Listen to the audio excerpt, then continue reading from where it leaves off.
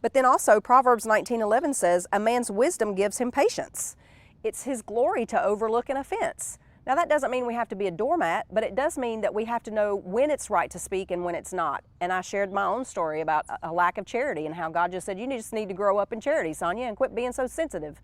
And I was like, all right, Lord, well, I mean, he can say that to me because he's God. but that would have been something I couldn't have heard from anybody else. That's why it's important to be in the scriptures on a daily basis. And then Proverbs 14:17 says, a quick-tempered man does foolish things. We all know that's true. And boy, my whole life was a series of foolish events because of my quick temper. Emails that I flashed off in a second and then wished the very next day I could take back. Oh, how many times I've done that. I have learned to sit on an email for an entire 24 hours before sending it. Proverbs 15:18 says, a hot-tempered man stirs up dissension. They keep strife going all the time. You know those people, the drama people, and they can be men and women.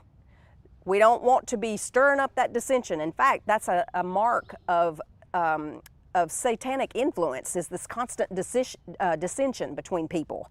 Then Proverbs 19:19 says, a hot-tempered man must pay the penalty. And we know that angry people pay a very high price for their anger in their health, in their mental health and emotional health, in their relationships.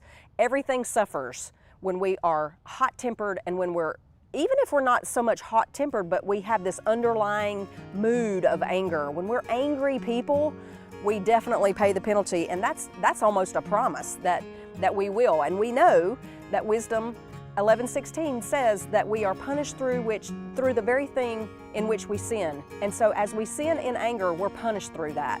And we don't want that. I don't want that for you.